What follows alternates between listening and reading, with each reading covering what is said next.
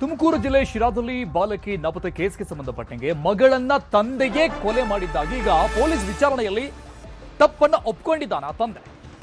ನಾನೇ ಕೊಲೆ ಮಾಡಿದ್ದೀನಿ ಅಂತ ಒಪ್ಕೊಂಡಿದ್ದಾನೆ. ಫೈನಲ್ ಮಗಳು ನಾಪತ್ತೆ ಆಗಿದ್ದಾಳೆ ಅನ್ನುವಂಥ ಅನುಮಾನ ಇತ್ತು, ಆದರೆ ಮಗಳನ್ನ ತಂದೆನೇ ಕೊಲೆ ಮಾಡಿದ್ದು ಅಂತ ಈಗ ಗೊತ್ತಾಗಿದೆ ವಿಚಾರಣೆಯಲ್ಲಿ. ಅದು ಬಾವಿಗೆ ತಳ್ಳಿ ಕೊಲೆ ಮಾಡಿ ಕಲ್ಲು ಎತ್ತಿ ಹಾಕಿದ್ದ ತಂದೆನೇ, ಸ್ವಂತ ತಂದೆ.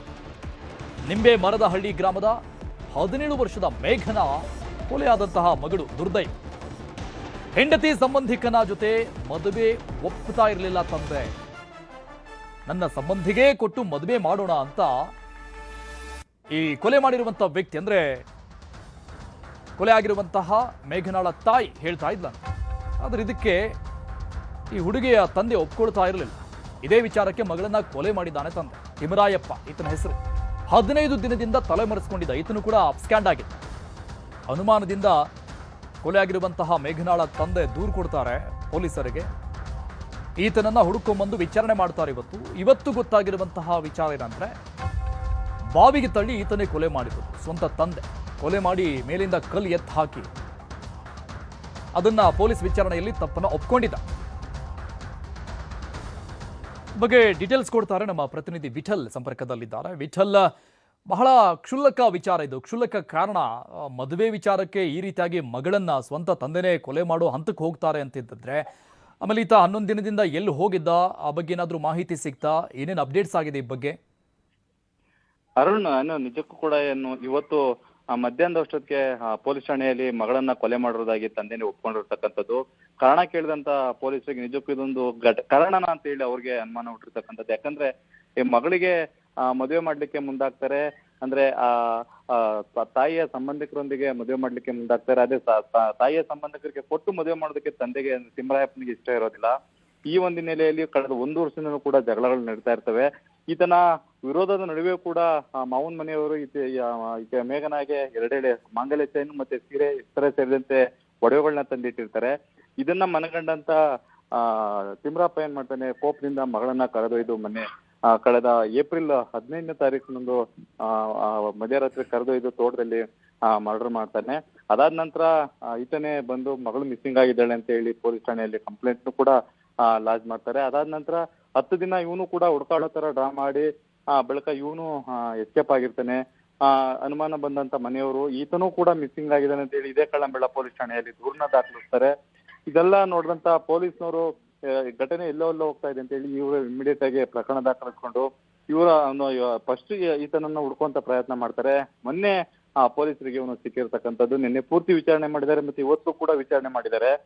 ವಿಚಾರಣೆ ವೇಳೆಯೇ ಎಲ್ಲ ಒಂದು ನಿಜವನ್ನ ಒಪ್ಕೊಂಡಿರ್ತಕ್ಕಂಥದ್ದು. ನಾನೇ ಮಗಳನ್ನ ಕೊಲೆ ಮಾಡಿದೆ, ಮೊದಲು ಬಾವಿ ತೇಳ್ದೆ, ಅನಂತರ ಕಲ್ಲೆತ್ತಿ ಹಾಕಿದೆ, ಅನಂತರ ಶವನ ಈಚೆ ತೆಗೆದು ಊತಿ ಹಾಕಿದ್ದೀನಿ ಅಂತ ಹೇಳಿ ಆತ ಬಾಯ್ ಬಿಟ್ಟಿರ್ತಕ್ಕಂಥದ್ದು. ಈಗಾಗಲೇ ಏನೋ ಪೊಲೀಸರು ಕೂಡ ಆತನ ವಶಕ್ಕೆ ಪಡೆದು ಮತ್ತಷ್ಟು ವಿಚಾರಣೆಯನ್ನ ತೀವ್ರವಾಗಿ ಮಾಡ್ತಾ ಇರ್ತಕ್ಕಂಥದ್ದು. ಈಗಾಗಲೇ ಏನೋ ನಾಳೆ ಮೃತದೇಹನ ಹೊರಗೆ ತೆಗೆದು ಶಿರಾ ತಹಶೀಲ್ದಾರ್ ಮತ್ತೆ ರೆವಿನ್ಯೂ ಅಧಿಕಾರಿಗಳ ಸಮ್ಮುಖದಲ್ಲಿ ಶವನ ಹೊರ ತೆಗೆದು ಶವ ಪರೀಕ್ಷೆ ನಡೆಸಿದ್ದಾರೆ. ಅರುಣ್, ಥ್ಯಾಂಕ್ ಯು ವಿಠಲ್ ಡೀಟೇಲ್ಸ್ಗೆ. ತುಳುನಾಡಿನ ಆರಾಧ್ಯ ದೈವ ಕೊರಗಜ್ಜನಿಗೆ ಹರಕೆ ಕೋಲ ತೀರಿಸಿದ್ದಾರೆ ಕನ್ನಡ ಚಿತ್ರರಂಗದ ಡಿಂಪಲ್ ಕ್ವೀನ್ ರಚಿತಾ ರಾಮ್. ದಕ್ಷಿಣ ಕನ್ನಡ ಜಿಲ್ಲೆಯ ಬಂಟ್ವಾಳ ತಾಲೂಕಿನ ವ್ಯಂಜನ ಪದವು ಕೊರಗಜ್ಜ ಸನ್ನಿಧಿಯಲ್ಲಿ ಇವತ್ತು ಸೇವೆ ಸಲ್ಲಿಸಿದರು. ಅಂದುಕೊಂಡ ಕೆಲಸಗಳು ನೆರವೇರಿದ ಹಿನ್ನೆಲೆಯಲ್ಲಿ ಹರಕೆಯನ್ನ ಪೂರ್ಣಗೊಳಿಸಿದ್ದಾರೆ ನಟಿ ರಚಿತಾ ರಾಮ್.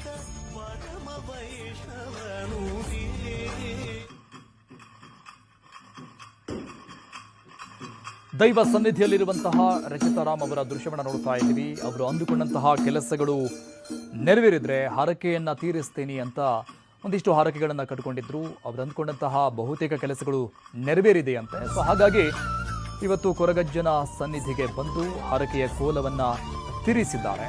ಆದರೆ ಪರ್ಟಿಕ್ಯುಲರ್ಲಿ ಯಾವ ಒಂದು ಹರಕೆ ಈಡೇರಿದೆ, ಏನು ಅಂದುಕೊಂಡಂತಹ ಕೆಲಸ ಆಗಿದೆ ಅನ್ನುವಂತಹ ಸ್ಪಷ್ಟವಾದಂತಹ ಮಾಹಿತಿ ಇಲ್ಲ. ಬಟ್ ಅವರು ಅಂದುಕೊಂಡಂತಹ ಕೆಲಸಗಳು ಬಹುತೇಕವಾಗಿ ನೆರವೇರಿದಂತಹ ಕಾರಣಕ್ಕಾಗಿ ಹರಕೆಯನ್ನ ಕಟ್ಕೊಂಡಿರುವುದನ್ನ ಕೋಲವನ್ನ ಮಾಡೋ ಮೂಲಕವಾಗಿ ಈಗ ತೀರಿಸಿದ್ದಾರೆ ಕೊರಗಜ್ಜನ ಸನ್ನಿಧಿಯಲ್ಲಿ.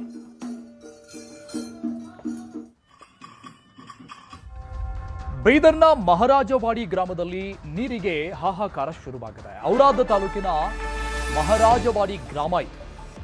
ಹೆಸರಿಗೆ ಮಹಾರಾಜವಾಡಿ, ಆದರೆ ಕುಡಿಯೋಕೆ ನೀರೇ ಇಲ್ಲ ಈ ಊರಲ್ಲಿ. ಜಂಬಗಿ ಗ್ರಾಮ ಪಂಚಾಯಿತಿ ವ್ಯಾಪ್ತಿಯ ಗ್ರಾಮ. ಔರಾದ ತಾಲೂಕಲ್ಲಿ ಬರುತ್ತೆ ಮಹಾರಾಜವಾಡಿ ಅನ್ನುವಂತಹ ಗ್ರಾಮದ ಬೋರ್ವೆಲ್ ಬತ್ತಿ ಹೋಗಿದೆ. ನೀರಿಗಾಗಿ ಹಾಹಾಕಾರ ಶುರುವಾಗಿದೆ. 1,000ಕ್ಕೂ ಹೆಚ್ಚು ಜನ ಇರುವಂತಹ ಊರಿದು ಗ್ರಾಮ. ಈ ಗ್ರಾಮಕ್ಕೆ ಪ್ರತಿನಿತ್ಯ 1 ಟ್ಯಾಂಕ್ ನೀರು ಮಾತ್ರ ಸರಬರಾಜಾಗುತ್ತೆ. 1,000 ಜನ ಇರುವಂತಹ ಊರಿಗೆ 1 ಟ್ಯಾಂಕ್ ನೀರು ಎಲ್ಲಿ ಸಾಲುತ್ತೆ? ದಿನಕ್ಕೆ 1 ಟ್ಯಾಂಕ್ ನೀರು ಸಾಲಲ್ಲ ಅಂತ ಈಗ ಜನ ಆಕ್ರೋಶವನ್ನ ವ್ಯಕ್ತಪಡಿಸ್ತಾ ಇದ್ದಾರೆ. ಸಹಜವಾಗಿ ಇನ್ನು ನೀರಿಗಾಗಿ ಕಿಲೋಮೀಟರ್ ಗಟ್ಟಲೆ ಅಲೆದಾಡಬೇಕು ಅಂತ ಪರಿಸ್ಥಿತಿ ಇದೆ. ರೈತರ ಜಮೀನಿಂದ ನೀರು ತರುವಂತಹ ಸ್ಥಿತಿ ಇದೆ. ಅಲ್ಲೂ ಕೂಡ ಸರಿಯಾಗಿ ಬರ್ತಾ ಇಲ್ಲ. ಯಾಕಂದ್ರೆ ಬೋರ್ವೆಲ್ಗಳು ಬಹುತೇಕವಾಗಿ ಬತ್ತಿ ಹೋಗಿದ್ದಾವೆ. ಬರುವಷ್ಟು ನೀರು ಸಿಗ್ತಾ ಇಲ್ಲ. ಇರು ಬಿಸಿಲಿನ ಹೊಡೆತಕ್ಕೆ ಅಂತರ್ಜಲ ಮಟ್ಟ ಕುಸಿದು ಹೋಗಿದೆ. ಸೊ ಹಾಗಾಗಿ ನೀರಿನ ಸಮಸ್ಯೆ, ನೀರಿನ ಅಭಾವ ಜಾಸ್ತಿ ಆಗಿದೆ. ಜನ ಆಕ್ರೋಶವನ್ನು ವ್ಯಕ್ತಪಡಿಸ್ತಾ ಇದ್ದಾರೆ. ಯಾಕಂದ್ರೆ 1,000 ಜನ ಇರುವಂತಹ ಊರಿಗೆ 1 ಟ್ಯಾಂಕರ್ ನೀರನ್ನ ಕಳಿಸಿದ್ರೆ ಎಲ್ಲಿ ಸಾಲುತ್ತೆ ಅಂತ ಆಕ್ರೋಶ ವ್ಯಕ್ತವಾಗ್ತಾ ಇದೆ ಜನರಿಂದ.